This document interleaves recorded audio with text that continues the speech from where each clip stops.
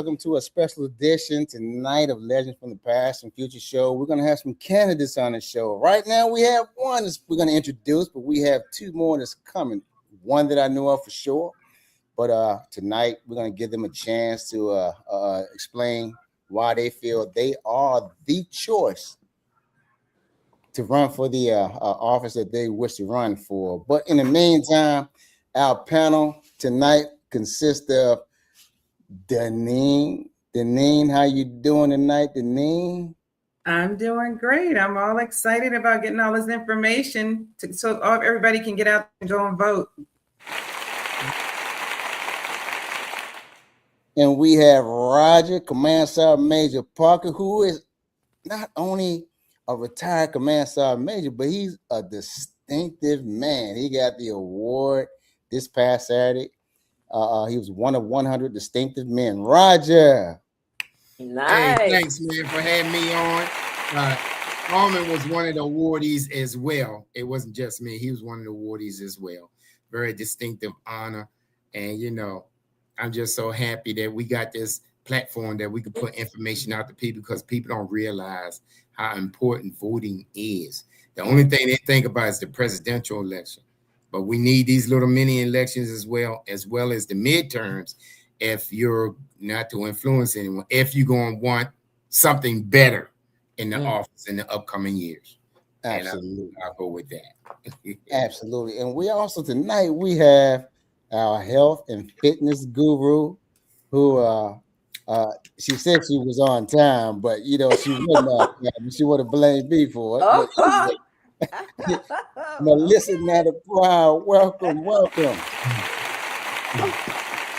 Thank you so much, Armand, for having me on. It is an honor to sit here with the panel and let the public know how important it is to go out there and cast your vote. Don't allow someone to stop you from making a change because your voice needs to be heard and it makes a difference. Yeah. And you see, Melissa is the only real officer we have on the panel. That's all. So much shade tonight. She's the only real commissioner we have. The only real commissioner. So look, I'm gonna stop. We're gonna have Pete Smith, who was on the show once before. He's gonna be returning. He's running for county executive, and he's headed back to his office. The first Black sheriff that we've had in Maryland. He's running for re-election. He'll be on the show shortly. In the meantime, we're gonna have Pastor Tillett, who is running for senator, the office of senator, and it's going to be his spotlight right now until the others come on. But when they do come on, each guest will have 2 minutes to sell themselves. If they go over 2 minutes, they may hear this, or they may hear this, but they're going to hear something. So they have to keep it within 2 minutes. But coming to the stage is Reverend Pastor Stephen Tillett. Welcome to the show, sir. Good evening. Thank you for having me. Good to be here. I just have one thing to say to the sergeant major. So if we were both still in uniform and we were walking in opposite directions and approached each other, what would have to happen, Sergeant Major? Oh, I'm gonna give you that 100% super salute because okay. I know by you being in the Air Force, you haven't really got a decent salute. So I'm gonna give you a good, serious, hardcore Army 82nd Airborne guy salute. I said, all right. Now you know as your pastor, and of course there's no rush on this because we've already buried enough people in the last 2 months, but if you should predecease me, I get the last word. You know that, right? He's in my church. So I get the last word. So come on, Cletus. You got it. I throw my hands up. You got it. Now, Pastor, I have to let you know. All right. Do not come on the show and talk about any of our hosts on it, especially Sergeant Major. If you do, I'm going to have to put some house rules on you, sir. Well, man, you gotta let them go. No, be yourself. Be yourself. Be yourself, sir. Let him go. All right, Pastor. Yes, sir. Real quick, I'm going to ask you, tell everybody where you're from and what's your current occupation. And then after you answer that, tell everybody why you feel you are the clear choice to be the next senator, okay? All right. The floor is yours. Thank you. So Stephen Tillett is my name. I'm born and reared in Washington, D.C., graduate of the American University, then graduate of the Howard University School of Divinity, HU. And there you go. And I've been a United Methodist pastor for the last 36 years, since January 1, 1990. Pastored in D.C. for 6.5 years, Baltimore for 8, and now in Annapolis at Asbury Broadneck United Methodist Church for the last 22. While in Annapolis, I've also served as the president of the Anne Arundel County branch NAACP, was one of the clergy co-chairs and founders of ACT, Anne Arundel Connecting Together, and most recently, until I became a candidate, served as one of the tri-chairs of the Maryland Poor People's Campaign. Awesome. Now, why do you feel that you are the clear choice to be our next senator? I think that this season in our country and in our politics requires somebody that's not running to be a career politician, a system politician, somebody that, I've been a pastor to Black folks for 30 years, so I ain't scared of nothing. And so somebody who will stand in the well of the Senate and say what needs to be said, and the chips will fall where they may. So I have some areas of emphasis, one of them being poverty. One of the things that you hear these statistics often with the Poor People's Campaign is that 4 out of every 10 of our fellow Americans, 4 out of every 10, 40% of our fellow Marylanders are poor and low wealth, which means they are one crisis away from having to try to make a decision about when we'll pay all the rent, or cut back on food, or am I going to have enough gas to make it through the week, or children's tuition, whatever. And it should not be that way in a country that's the richest country in the world, where one solitary individual, I'm censoring myself, has now become a trillionaire, whatever that means. But that's offensive to me, that you have one person that's worth more than dozens of countries. Everybody. And yet that is something that our country seeks. People in the country seek, wealth, money, the shiny object. It's like, okay, but what about poor folk that go to work every day, struggling people, and that they don't have them as a focus? And so one of the things I hope to do is work with the Poor People's Campaign to develop a poverty metric. As whenever legislation is crafted, there is an economic impact metric. So you have to tell us how much the bill will cost, what the cost will be in terms of the state budget. And so if it's going to cost something, how are you going to pay for it? So if there's a poverty metric, will this help people in poverty? Will it hurt them? Or will it not have a particular impact one way or the other? If it's going to help them, I'm all for it. If it's going to hurt it, I'll fight against it. And if it's not going to have an impact, a negative impact to them, that would be all right as well. But we need to keep that squarely in view. When you hear politicians talk all the time, it's about middle class, middle class, middle class. But these are people who are trying to get to the middle class. And then, as we've seen with the full-on assault from the federal government on federal workers, and especially in the DMV, if you lose that good paying government job that you worked hard to get, that you had credentials to get, and you were handling your business, and then you just had some, as we would say in scripture, there's wickedness in high places. And so those people just erasing jobs by the thousands.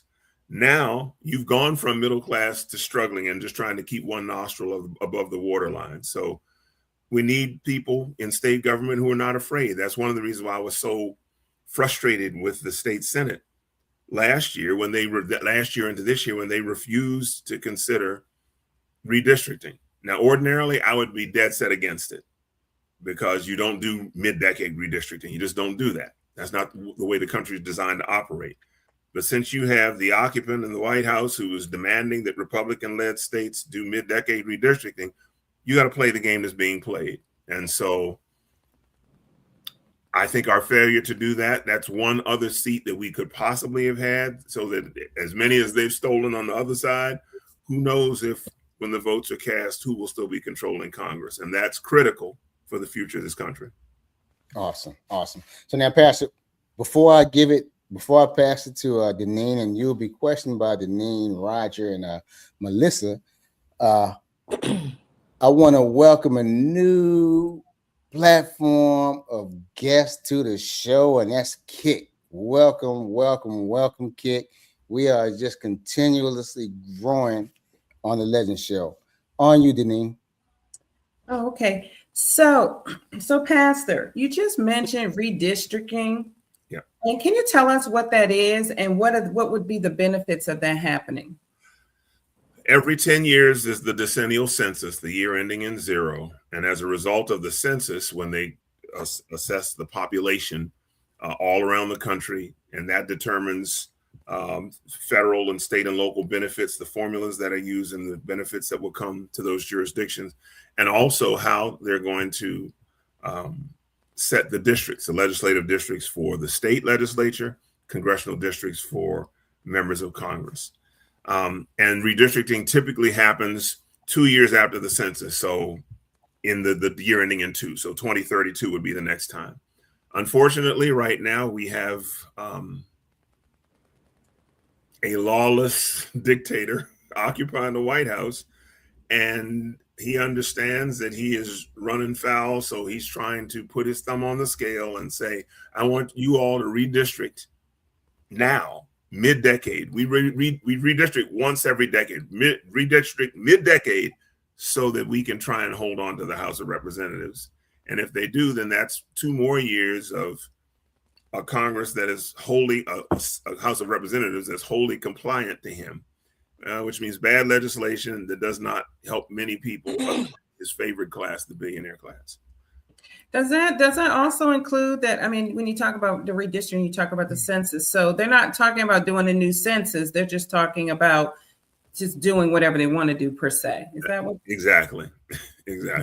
Wow. Okay. Well, I'm going to go ahead and pass it over to Melissa. Hi, Pastor. Hey, how are So kind of just to go into what Janine was saying, when you talk about the redistricting, can you just let the people know the importance and the connection between voter suppression and redistricting? What does that look like, so that people can understand? Because for the most part, we'll hear the term redistricting, and a lot of people will see it as just a simple inconvenience, whether it's the schools, whether it's taxes. But can you let the population know how important that is whenever you're talking about that in the terms of the political climate? Well, before I do that, I want to go back to what contributes to it, and that's the census. Okay. And every 10 years we got to beg people to fill out the census form. That's good. And I find it kind of silly that you have people, well, I don't want them in my business, I don't want to tell them anything. But you're the same one that will put your friends and your family on blast on Facebook and IG and tell all your business, but you don't want the government to know the number of people in your house or what your salary is or whatever. And when you do that and you don't fill out the census form, then those are people who live in your area whose numbers are not counted. If those numbers are not counted, there's less money coming to your jurisdiction, which means that the money that you get is not sufficient for the number of people you have. Mm-hmm. Getting to the government and redistricting and whatnot. We hear people say all the time, I don't like politics. I don't want anything to do with politics. I can understand that, but also understand this. Politics has everything to do with you. There's so much of your life that is because of politics. Right. The boundaries for school districts, politics. Who's elected to the school board, the funding that comes from state and local government to help support local school jurisdictions, politics. Getting potholes filled in the street. We had a woman today that came to the polls and was literally in tears talking about the disrepair of some of the roads near her house in Glen Burnie, and she can't get anybody to help her, and it was literally in tears. And the guy that I'm running against, my opponent and I, we were both standing there. We said, man, what's your information? And I called the county executive and I said, my opponent and I are here. And we are both calling you to tell you, y'all need to do something and help this woman's neighborhood out. But all that to say, all of that is politics. And so if you don't want to be involved in politics, understand politics will still be all up in you. Mm-hmm. And you're either going to be at the table or on the menu. So you might as well be at the table. I like that. Advocate for yourself, and then have, as I'm saying, you can't see it on my shirt, but it says your voice in the room. Mm-hmm. I'm running to be your voice in the room so that I can advocate for you, try and craft bills that will be beneficial to you. And every now and then I will need to call you and ask you to come and say, okay, there's a hearing in Annapolis to address XYZ bill. We either support this and we need to hear your word, your testimony to support it, or if we think it's a horrible bill, fill the room and tell your story to oppose it, so that then there's a partnership. We're there the whole time, but when we call on family, like when you call us, we'll come. If we call you, we need you to come. That's good. Yeah, I love it. Very good. Okay, Roger, I'll turn it over to Roger. Thank you for that, Pastor. Sure. All right, ma'am.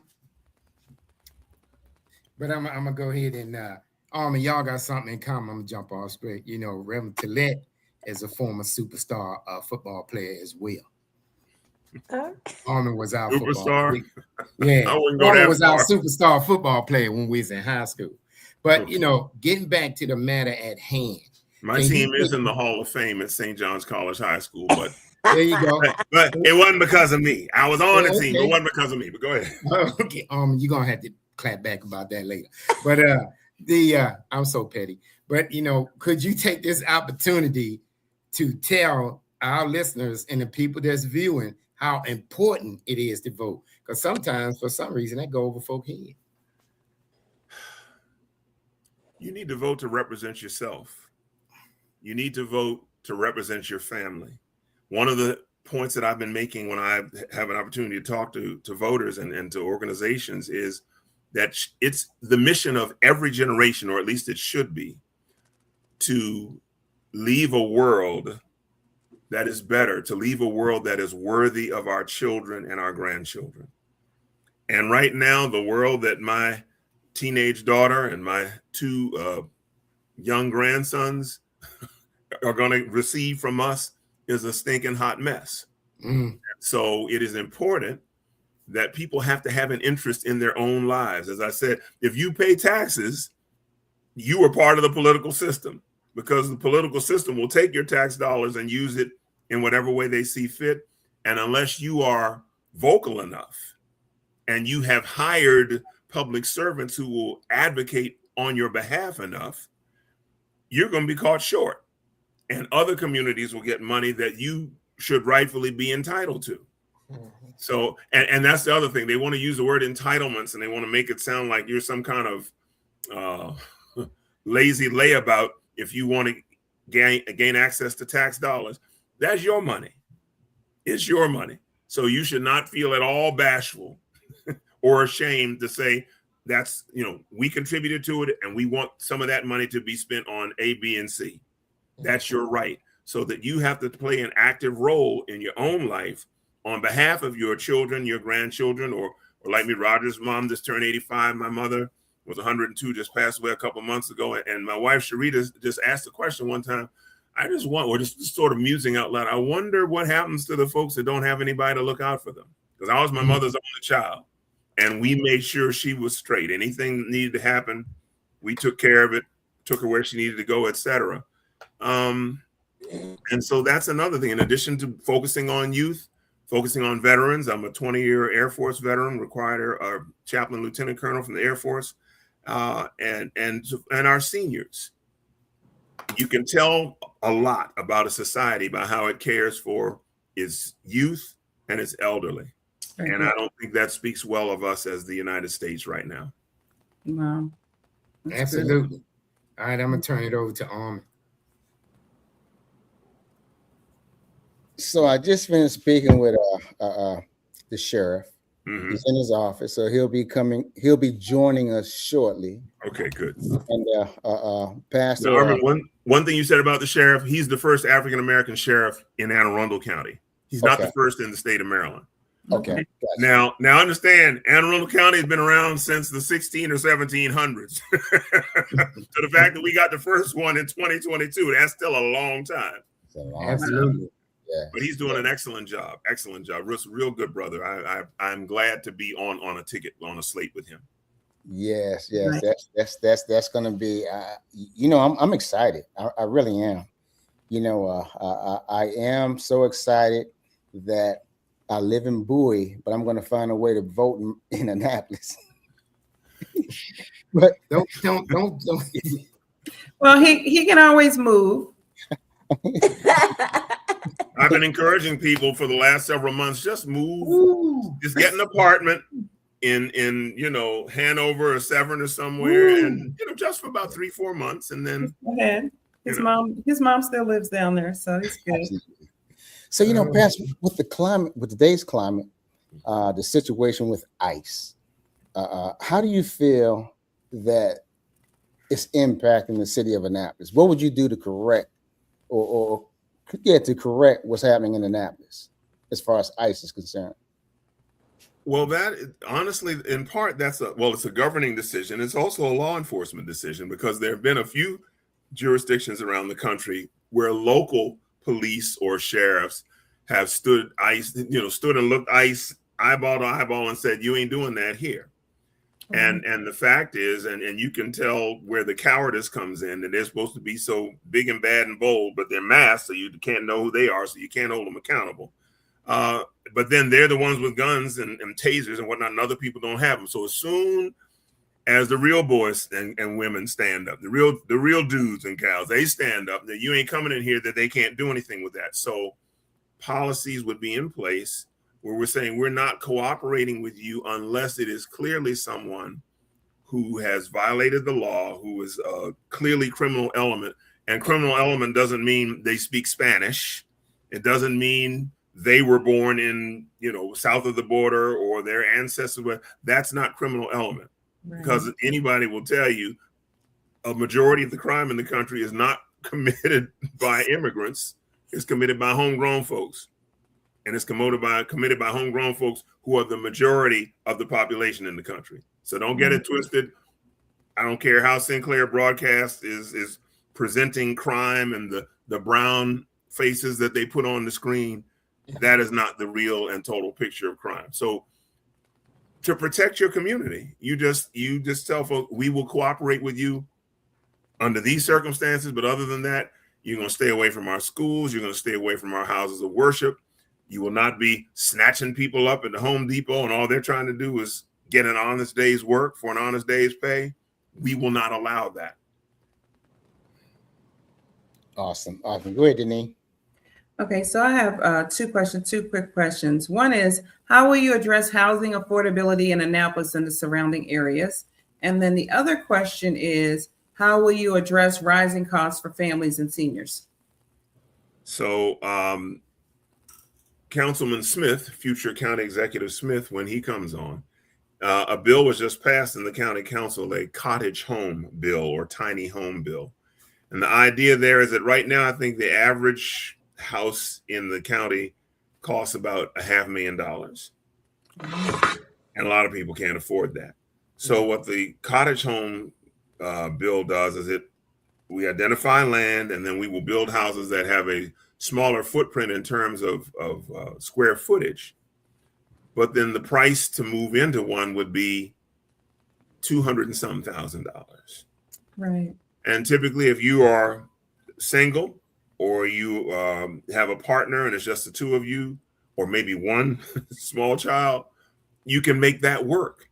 And then as you're there for a few years and you build up equity, and then you can take that equity and get a larger house, and et cetera. So that's one of the things, and that's why I'm very excited about Pete Smith being our next county executive, is it was his vision to pass that bill against opposition for a while from some of the people on the council who were on the slate of candidates against him. And it's like, but this isn't about any of you. It's about what's better for the people. So, Right. so that's something that he wants to do. And I think that can be one of the ways to do it. They also had an affordable housing bill.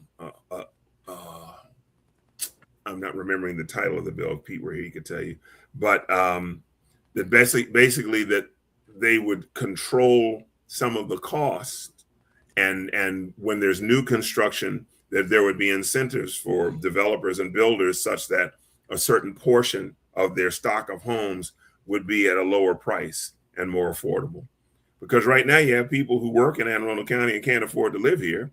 Yeah. And so they might be working in my district at, NSA or Fort Meade or something like that. And then they got to drive to York, Pennsylvania, or Charles County or Calvert County or something, counties in Southern Maryland. And that's a long haul with gas prices being above $5 a gallon. You should be able to afford to live where you can work.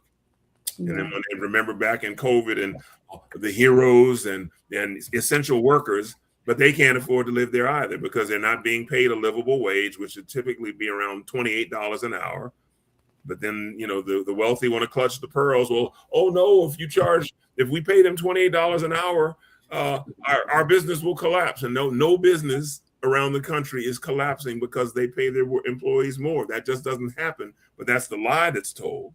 And then unfortunately, people who could benefit from that money is like, well, we don't want to lose our job, so don't do it. I wrote a book a few years ago. The title is Stop Falling for the Okie Doke. Don't fall for the okie doke. They're just saying it is not true, and it's keeping you down.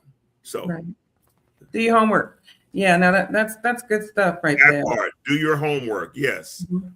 Well, it's too hard to get information. No, it's not. What's that? What's that in your pocket? Right. Look on there. Fingertips. No, that's good. Go ahead, Melissa. No. I'm interested in the cottage bill. So are there restrictions just for the public? That's a bill that's been introduced. So what type of restrictions are behind an individual being able to benefit from that? Whether it's a single family home or, how can people benefit from that? So one of the restrictions is that they will not allow for an investor to buy a cluster of those homes and then use it as investment property, Airbnb, whatever, or then to try and drive up the prices. So no, this is intended for people who are looking for their first home, and it's all about affordability, being able to match folks that have some employment, they work, they have some income, and they want to get into the housing market, if you will, so that eventually they can, as they continue to grow in their lives, that they can get larger homes. So that's one of the things. And then they're going to have to be careful to make sure that there are limits. And again, Councilman Smith could explain the mechanics of that to keep it from people driving up the cost after, say, if you're the first iteration, the first tier of owners, that you don't get to drive it up from 200 to 400. There's a process for that in the bill. That was at the county level, not the state level. So future County Executive Smith can answer that when he comes. Oh, that was good. All right. Roger. All right. So Reverend Tillett, what are your plans or what ideas do you have to help the young voters see what's going on and what you are doing that would give them the energy or the constitution to get out there and vote? Great catch. Yeah, that's all major question. Two words. No, seriously, 2 words. Self-interest. Boom. Self-interest. That, again, if you're not at the table, you're on the menu. And then there are policies that are being developed that are contrary to your interests. Because if there's one thing, if politicians can't do anything else, the one thing they can do is count. And if they see a burgeoning number of people basically coming for them, not in a violent way, but just showing up in meetings and holding them accountable, it will compel them to change their policy because it's hurting, not helping a portion of their electorate, which of course is not the way it's supposed to be. I remember when they were in the process of trying to pass the big billionaire bill, that there were folks like myself and others working in tandem with the Poor People's Campaign, the National Poor People's Campaign, calling members of the House and the Senate and telling them, Senator, Congresswoman, if you vote for this bill, it's going to cost X thousand people in your district in these following ways. So that we were trying to make it plain that this bill is not going to help your constituents. It's going to help the wealthy people. The wealthy people don't need any help. It's the struggling people that need help. This is a paraphrase from a quote from Franklin Delano Roosevelt, FDR, in his second inaugural address. You know, he was elected president 4 times, the second one, which would have been 1937. And the paraphrase is that the measure of our work is not helping people who have to get more, but helping those who don't have enough to get enough. That's a loose paraphrase. But this is a man who was born into wealth, born into privilege, and he's saying it's our mission. And of course, this is certainly also in the throes of the Great Depression. But it's our mission to make sure that we are helping, as the Bible would say, the least of these, the people who are struggling. And so, Roger, back to your point, just to help young people understand the value of their intellect and their ideas, because they've got some ideas for things we haven't thought of that are probably better than a lot of the things that are being done right now. But they have to be encouraged and challenged. You know, put this down for a while, engage in the world around you, share your ideas, build actual relationships, not virtual ones, but actual relationships with others, develop some momentum with that, and then you all try and take it by storm. And I promise you, as an older head, you come up with some good ideas I didn't think of, I'm not going to be mad at you what they think they're doing. I don't quite understand it, but it looks good to me. It sounds good to me. I'm going to support them because we're not going to be on the scene forever. That's Dr. K on 88.9 radio was talking probably the week before last and just started listing some of the older members of Congress and the Senate. I don't know if any of you have ever gone to the gallery for the United States Senate, but if you ever do and you just look down there at the senators, it almost looks like the senators. It almost looks like a senior living community. I mean, Chuck Grassley. This is like his 6th or 7th term. Homeboy been in Congress going on 40 years. Dude is like 91, 92 years old. Don't you have any great grandchildren to go play with? But they want to stay there forever. And she didn't do it just on that side. She was talking about Auntie Maxine Waters. We love you. God bless you. Thank you for your service. Girlfriend, you are 82, 83. Thank you for your service. Who's coming up next? And so we also need to be concerned, and we call it succession planning in the military, that all the time you are concerned with the welfare and the future of your organization that you're leading, and succession planning is part of that. These folks are not playing. It's like, what was her name? The senator from California, Dianne Feinstein. Girlfriend was barely sentient, had to die in office. I'm not trying to be mean, but it's true. She was barely sentient at that point, sick as I don't know what, dies, and that's the only way she left. Term Peter Ginsburg, Ruth, thank you for your service, but please retire while President Obama can appoint your replacement.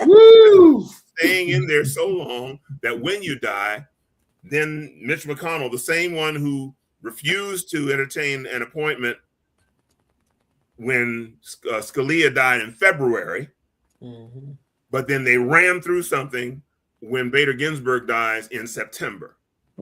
Okay. So again, we need to be about handing the baton, passing off the baton, and because it's not all about us. We all gonna leave here, and we need to have prepared the way so that people can come in after us and succeed and do even better, take it to new and different places from the way we did. Absolutely. Armin?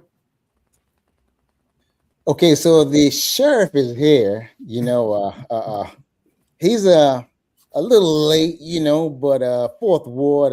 He's from the Fourth Ward. Yeah, he a Fourth Ward dude. Wait a minute, hold up. I'm a Fourth Ward dude. Oh, okay, that's good. So, Sheriff, welcome to the show, Sheriff. How you doing tonight? I'm good. Did I join this too early? I am sitting here literally going through different stuff. Let me do this and do that, and then I'll pop up on the screen. So I apologize. It's okay. But while you're here, just let everybody know a little bit about yourself, and you're running for re-election. Why do you feel that you should have that position once again? Well, a little bit about myself. So my grandmother, she did grow up she was in the Fourth Ward. That's where my mother grew up, and I spent a lot of time there. But I am a native of Anne Arundel County. So, and real quickly, when I decided to go into law enforcement after I graduated from college, Anne Arundel County was not hiring. So I went to Prince George's County. And that's where I learned about law enforcement. I rose up through the ranks to the rank of major.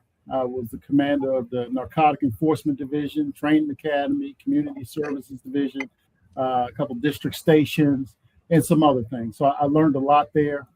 And then after that, I took some time off. I retired. I retired in 2012, thought I was done. And then I realized I still have some more to give. So I was fortunate enough to be appointed by then Governor Hogan to be the executive director of the Maryland Police Training and Standards Commission. And in a nutshell, what that means is I was responsible for certification for all officers in the state of Maryland.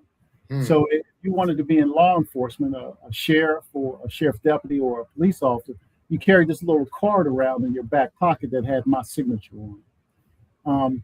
Now that was a major thing for me, but I think what I'm most proud of about that is the governor got my name because the sheriffs and chiefs from across the state gave him my name. So they recommended me. But to why should I continue as the sheriff? Because I am the sheriff that understands that law enforcement is not just about putting handcuffs on people. It's about working with the community, and that's what I learned in Prince George's County. You have to work with the community if you want to get things done. And as the sheriff, I understand that I am an elected official. I am also a politician. So what that means is I got to work with the other elected officials to get laws enacted that will actually help to reduce crime. And I've been working on that. Also on the other side, the civil side of the sheriff's office, we do evictions. And one of the things I'm proud of right now is I work with our county councilwoman, Hummer. She introduced legislation in the county council that successfully passed that says we are now out of the business when we do evictions of putting people's stuff out on the streets. So now what we do is we have a lock and leave policy. And the lock and leave policy is during the eviction itself means that we simply change the locks on the doors. The tenant gets an opportunity to work it out with management so they can get their stuff. So that way we're not humiliating them and we're not victimizing them. Humiliation occurs when, thank you. Humiliation occurs when we do evictions Monday through Friday. So that means the kids go to school, they come back, they see the stuff out in the street. Yeah. Is that your stuff? And then we victimize them by saying, hey, anybody in the surrounding neighborhood, come get what you want. Now, another thing that I look at also is taxpayers. The law says we put it out on the street, but who cleans it up? Now we got to send county out or city out or somebody to now clean it up. So these are the things that I continue to work on. And I also understand that the county police and the primary law enforcement, county police and city police in Annapolis, primary law enforcement agency. But we're a law enforcement agency too. And I instruct my people. We got some equipment to do the job, to enforce the laws in Anne Arundel County, make traffic stops and things like that. And I tell my people all the time, the traffic stop you make could possibly deter an accident down the road. So what I'm going to do, Chief, I'm going to I just received a call from Pete Smith. Those Marines, they just never on time. But I'm going to pass you over to the Dean, and if Pete comes on, then we'll go ahead and we'll get him in. Okay. On you, Denise. So, Sheriff, I just need to warn you. Okay. Put on your flag jacket and give as good as you get. I'm just telling you, okay? Well, now let me tell you this. Behind the scenes, Mr. Wallace I had to get suited up for this one. He knows what I'm talking about. So I'm here. I'm ready, Denise. Let's do it. Okay, so I do have a question for you. What does public safety mean to you in the context of Anne Arundel County? And I operate in a very simplistic manner. My wife has this saying, make it make sense. To me, public safety means that when you go to sleep at night, you feel comfortable in your own home. When you want to go out and shop, you shouldn't have to say, well, we don't want to go over there, right? Because it's rough in that neighborhood. You should be able to travel freely throughout Anne Arundel County and not have to worry about your safety or your children's safety when they're out. Amen. That's good. No, that's absolutely good. I appreciate that. I love that. I love that law that was passed for that eviction thing. I mean, that's everything.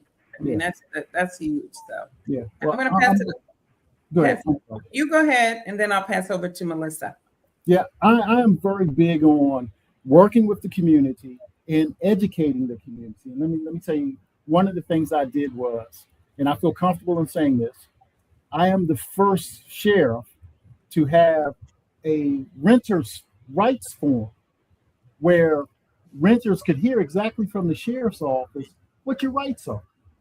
And believe me, I caught a little flack on that. Why are you doing this? But just like when you arrest somebody for a serious crime, you got to read them their rights.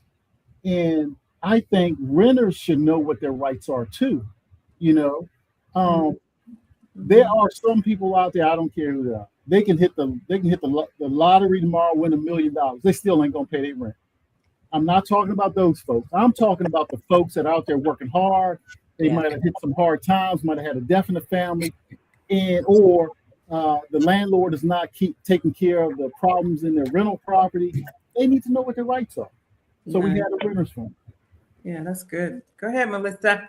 I kind of want to go back to what Deneen was talking about public safety, and you hit it on the head whenever you said education, because I just wrote that down. And when it comes to our youth, what type of programs are out there? Because now that we are trying to get our youth to be more vested in their own lives and they're the next generations coming up, what type of educational programs are out there just keeping the community safe, keeping our youth safe, just finding something different for them to do in Anne Arundel County to keep them out of trouble?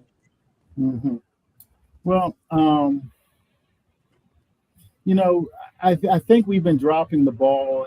And one of the things I say, we need to look at the high school kids, but I think we need to start at a younger age. We need to get them when they, I don't think elementary, but when they hit that middle school, 6th grade, that's when we got to start grabbing these kids to keep them on the right track, because that's when they start to developing their mind and thinking about, what's cool, what's not cool. I love the DARE programs. I love DARE programs. I love the Explore programs with law enforcement. I tried to get an Explorers program started with us, but we couldn't get the funding for it. But if we can get them at that age, and we need them now, especially with the DARE programs, we need it now more than ever. And I'm a law enforcement official, so whatever the laws are that come from the Capitol, the senators, the delegates introduce, and it becomes law, the governor signs it.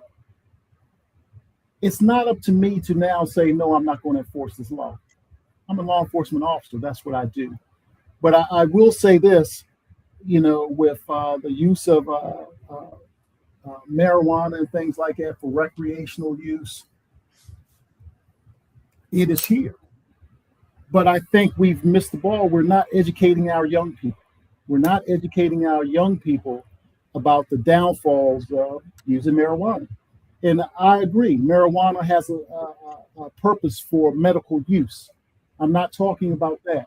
But what I am talking about is the recreational use. Our young people need to understand that yes, you're 22, 23, you can smoke marijuana and all that stuff, but you're limiting yourself now because there are jobs that you will not be able to get because you smoke marijuana, and I've had young people tell me, but it's legal. Just because it's legal doesn't make it right. That's what I tell them. So I think we need to do a better job of educating our young people about the use of illegal drugs, marijuana, even alcohol, and we just need to get them at a younger age. We can't wait. Thank you for that. You're Our Major, Roger. All right. Sheriff, thanks for coming on. And I'm a fourth wardie myself, College Creek Terrace. And my question for you as a law enforcement officer, and we asked Reverend Tillett the same thing. What is your take on ICE? Oh Lord. Did you just say no? Well, I'm gonna let me explain to you the setup of the sheriff's office. So you have a lot of the sheriffs from across the state.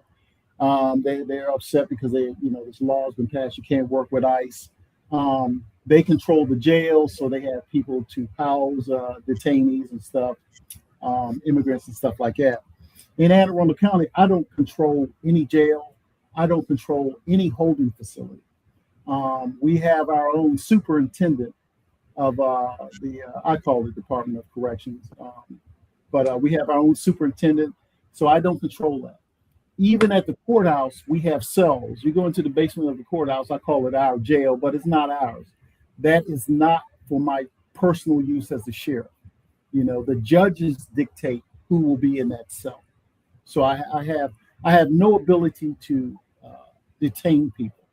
So now on the other side, I took an oath to the United States Constitution and the Maryland Constitution. And in the United States Constitution, it basically says that, the Constitution applies to everyone in the United States, regardless of their citizenship. And in the Constitution, it also guarantees people the right to due process. And what's happening right now is, I think some people, I try to inform people about this, they're picking people up on administrative warrants, ICE. And what an administrative warrant is, basically, someone, a higher official in ICE, creates the warrant. It is not reviewed by any other legal people, no any judges or anything like that. You do not even need probable cause to get an administrative warrant. So that basically means, Mr. Roger, you walking down the street, you know what? I think you're from Nigeria. You got that accent. So let me just talk to you a little more. And now I can detain you if you fail to present me with, satisfaction that you should be here. And and for the people who are listening, I know I'm simplifying it. Trust me, I know I'm simplifying it.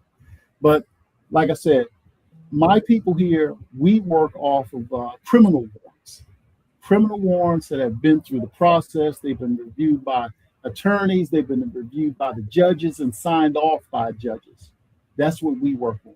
We don't work off of administrative warrants. So to make a long story short, do we assist ICE with, detaining immigrants and things like that? No, we do not. All right. So I'm going to bring Councilman Pete Smith on. Roger, I think when I said 1900, I should have said 7 o'clock. Then he probably would have been on time. He don't know military time. I think we had a disconnect right there. But Pete, you've been on the show before, so explain cottage home protections. So thank you all. Yeah, apologies for that tardiness. I think someone texted me. I saw something around 8 o'clock again earlier today. I was like, oh, so it's 8 instead of 7. But it was an old message that was referencing that time. But I am so grateful I was able to pass the cottage home bill earlier this year, tiny home bill. And the goal of it was to create an inventory of products that are affordable. And so there are protections in them. For example, you cannot purchase one of these if your income is higher than $110,000 a year, for example.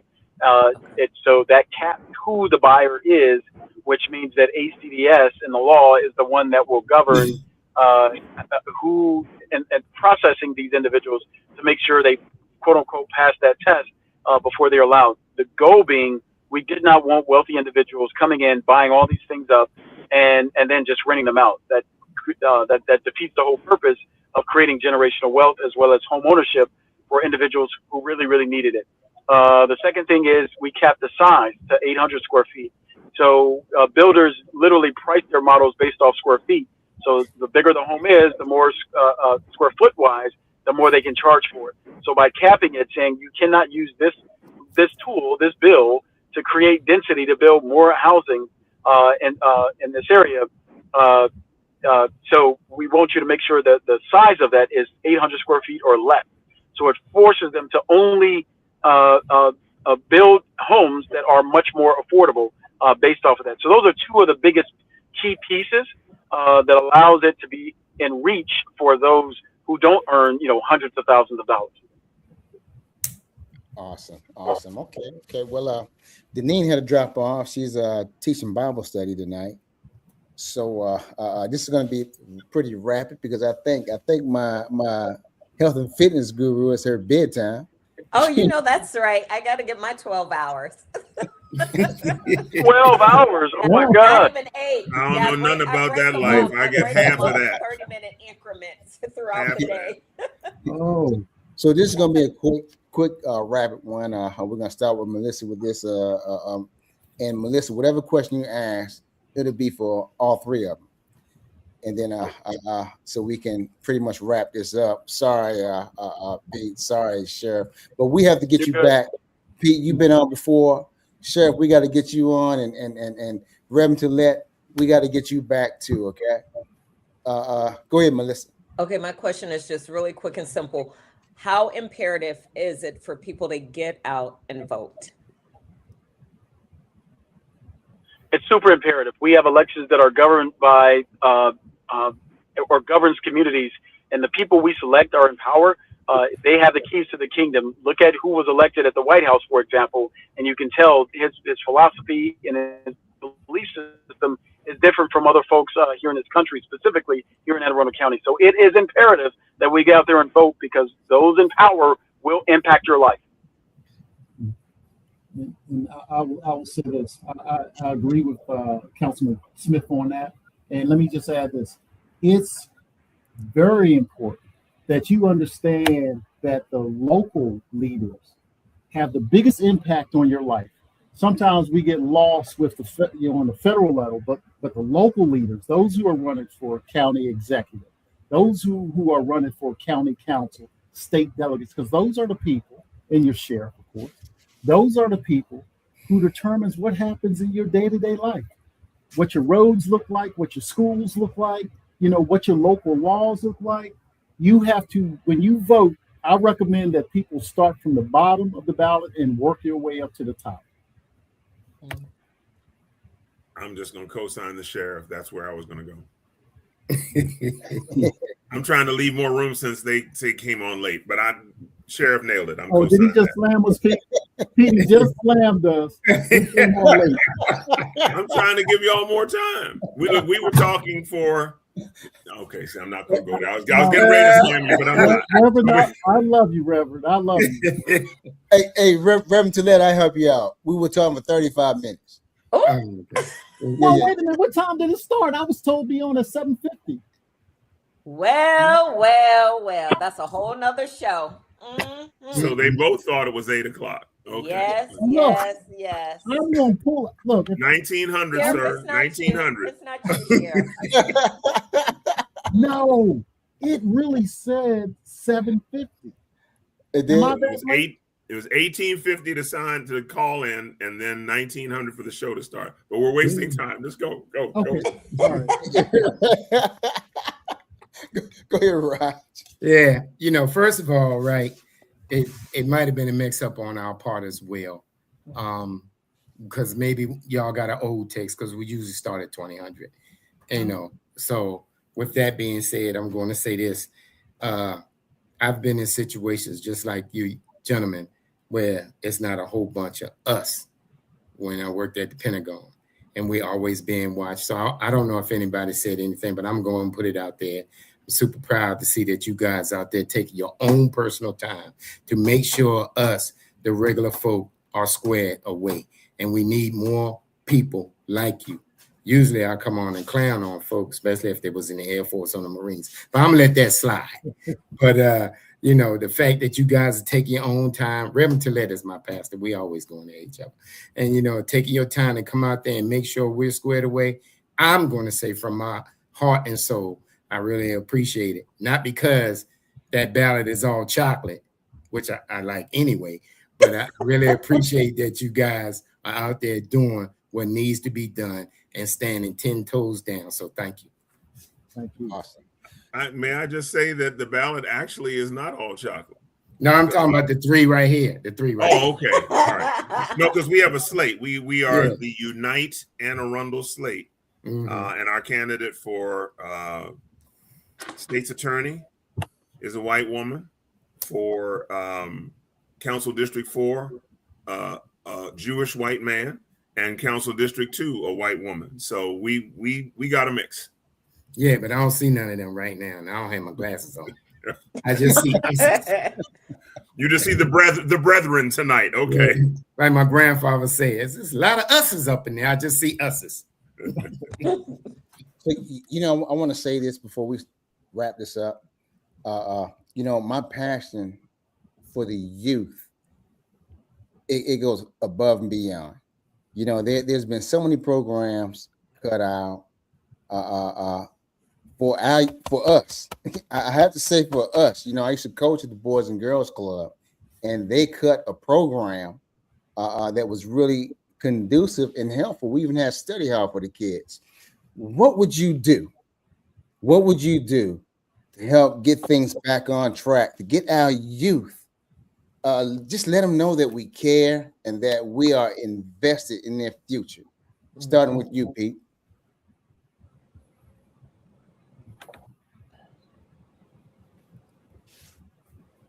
Pete, you're muted. Can't hear you, Pete. Sorry about that. I think for me, I think the biggest things we can do is actually show up on a consistent basis. You will always see me in those communities, and to involve them in the process. Doesn't matter how young they are. They have a voice just as much. We had a young person who on Saturday questioned me about cameras, for example. He cares. You could hear it in his voice. And I said to him, the safest way to implement any of those processes is to involve him. He needs to be the reviewer, the checker that's validating the folks who are checking us. Keep them involved. Awesome. Sheriff? You know what? I agree with Pete. We got to show up, and we have to show them our professions. You know, I tell people this all the time. To me, when I was growing up, you know, and I'm always in the 4th Ward. We're always walking, down to Annapolis by the docks and stuff. And I saw the midshipmen, you know, but to me, that was so far out of my reach, it would never happen, you know. So we have to introduce our young people to our profession. I try to introduce young people to law enforcement. I don't care if they get into law enforcement or not, but I want them to understand that law enforcement is not your adversary. You know, law enforcement can be your friend. Law enforcement can help you. And I go back to 1965, Edmund Pettus Bridge, Dr. King. What do they see on the other side? And I hope I got my year right. What do they see on the other side? They see a lot of people, Alabama state troopers, that don't look like them. When they were trying to get across that bridge, they're not fighting just for the rights of people then, they're fighting for the rights of people now, you know? So I tell young people all the time, law enforcement is a good profession. Don't listen to what you see on TV. If you want to make a difference, work from the inside to help improve law enforcement. Awesome. Pastor? I'll tell a quick illustration that there was a young woman who's probably in her 50s now, early 50s, or maybe 40s. But she said that when she was growing up in Annapolis, that there was a recreation department and that was very active, and a drum and bugle corps and those things that she was participating in. And then they decided, you know, with some budget cuts, they came for the kids first, the youth first. And as a result, she said she was pregnant the next year with her daughter. So that it is our responsibility. And I hope to partner with my next county executive. Was like, okay, what do we need to do to improve the footprint, enlarge the footprint of park and recs and recreational activities for our young people so that they can engage in positive activities as opposed to have nothing else to do so they get in trouble. And we'll work together. I'll author whatever bills we need to in the legislature. He'll apply whatever pressure he needs to in the county council and bring some of those resources back so the youngins have useful things to do that are going to grow and develop them. Awesome. Now, can I add something else on that? I know you guys got to go. Reverend Tillett, you're right. But what we also need, because we focus so much, sports did wonders for me. I went to college because of athletics, but not everybody's athletic. At these rec centers and things, we got the basketball courts, the football fields and stuff. Let's put some rooms where they have the pianos in there, where they have the guitars and stuff, where people can come and take lessons, and that might, spur that seed where they'll be like, for Christmas, instead of a basketball, you know what? I want a guitar, or a chess set, Yeah. Mm-hmm. Wow. Well, unless Roger or Melissa have anything else to say, I think what you guys just got through saying sums everything up. And I can't say this. I want you to hold tight when we do close, when we're off the air, and so we can say a few things. But I want to thank each of you for coming on. It was an honor to have you guys on here. Everybody, it's time to vote.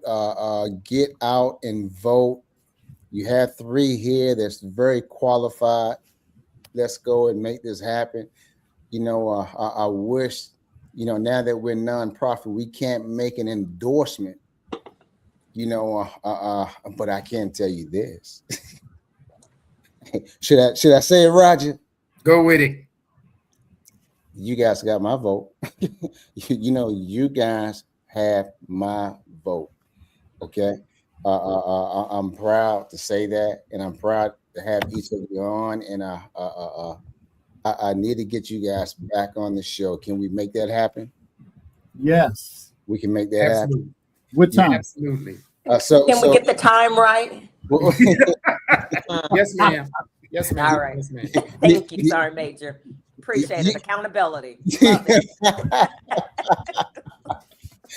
Well, you're gonna be when you come back. You'll be on Wednesday night.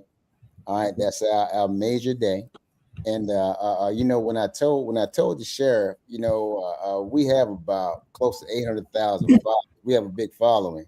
The sheriff, I don't know where he was at that time, but he said, "I got to turn around. I got to go back to my office." Let me tell you, I had my sweats on and everything, and I was going back home. I just went and got something to eat for the family and stuff. And when you said that, I drove safely back home, put the food on the counter, grabbed my uniform, and headed back here. But look, I got to say this, Mr. Wallace, thank you for working with me, because I know I was, going back and forth with the email, so I probably messed up the time. So I apologize to all the viewers, listeners, and stuff. And I thank you for having me on. It's not a problem at all. If you could just say that one more time so Melissa could get that in her hearing, I'll be great. This is more likely on me, because he has been going back and forth with me, and I got other stuff going on. So I apologize for coming in late. Not a problem. And the same thing for that Marine over there, but I do understand. But in any event, tomorrow we will have a show. We'll have an author. She's an author. She's been winning all these awards. She's been winning. Her name is Bertha Winston, and she will be on the show tomorrow. Come back tomorrow. Check us out at 8:00. It'll be Roger and myself tomorrow. Unless, Melissa, you want to join us. Bedtime, that's my bedtime. You already 4 minutes past it. Not 4 minutes. Outboard personnel stand up. I don't know nothing about that life. Nothing. 12 hours. If I'm in bed 12 hours, I'm sick. Seriously. Even if I want to stay in bed, it's like after 6 hours, I got to get up and do something. I do want Melissa to know one thing, though. She's in the presence of some two awards, men of distinction. All right, so let's get this right now, Melissa. All right, you are in the presence of men of distinction, okay? And I am honored. I am honored. Absolutely. I am grateful that you had me on this show to meet our next leaders again and again and again. Yes. And it's great is it was often to have these guys on here. And as retired Sergeant Major, I didn't do the follow-up to make sure y'all was right with the time. So I'll go ahead and take that hit. It's my fault. Look at that, true NCO. See that, Armand? Over and over again. Yep, it's my fault. I owe y'all some push-ups. I'm good for about 50 after that. I have to owe you. Well, we're going to close it out. And see you tomorrow night, 8 o'clock on the Legends from the Past and Future show. Miss Bertha Winston will be on it. And please hold tight, fellas.